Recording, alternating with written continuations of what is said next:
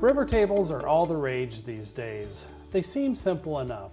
Take a couple boards, make a mold, pour the epoxy, remove the mold, sand the board smooth, done. Well, there's actually more to it than that.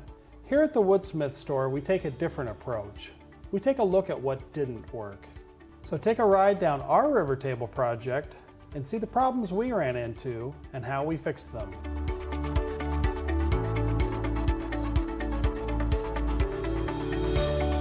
It all starts with deciding on your lumber.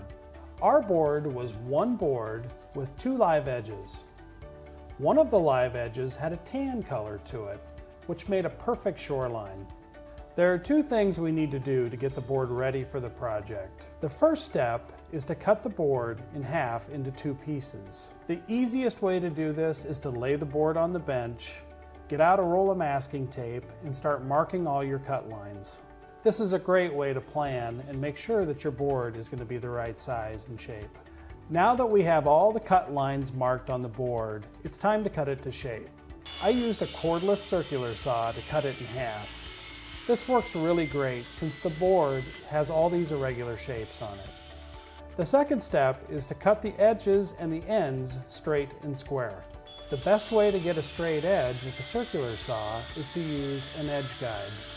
One thing you'll run into with a circular saw sometimes is that the clamps can get in the way.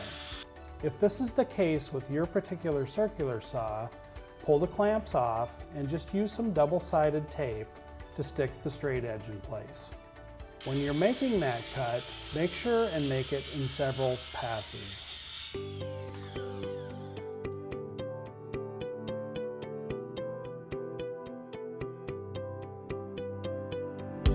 Now you have two boards, each one with a straight edge and a live edge.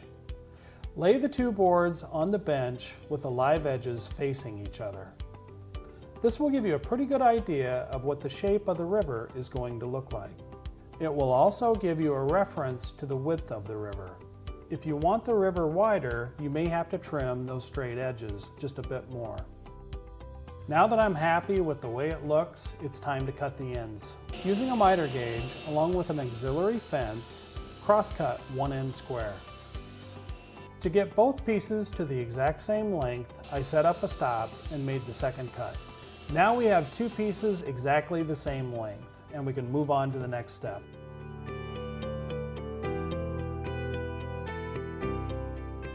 The first thing is to sand the edges of the river along the board itself. The reason we're going to do this is that we want to make sure that we have good adhesion with the epoxy.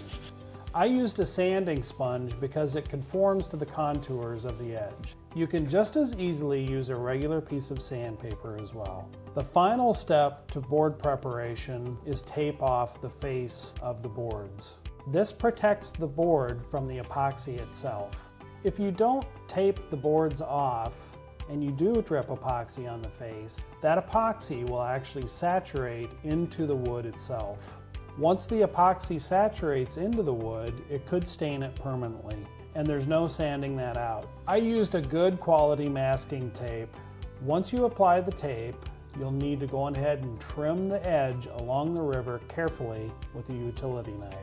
It doesn't have to be exact, but make sure you get as close to that edge as you can.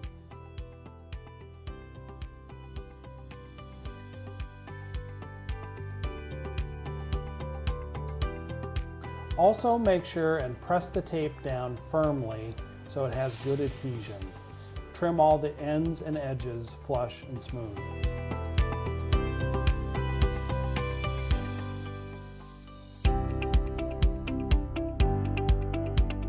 Now it's time to make the mold. You can use plywood, melamine, or even particle board, but we chose 3/4 inch MDF.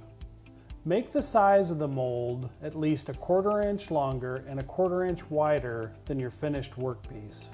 The 1/4 inch allowance allows a little bit of breathing room for the workpieces to sit inside the mold because we'll be applying silicone sealant to the inside corners. The sides and the ends of the mold need to be 1 inch taller on the inside dimension than the thickness of your workpiece. This accounts for any problems with overflow when you pour the EcoPoxy. Cut all the parts to size for the mold.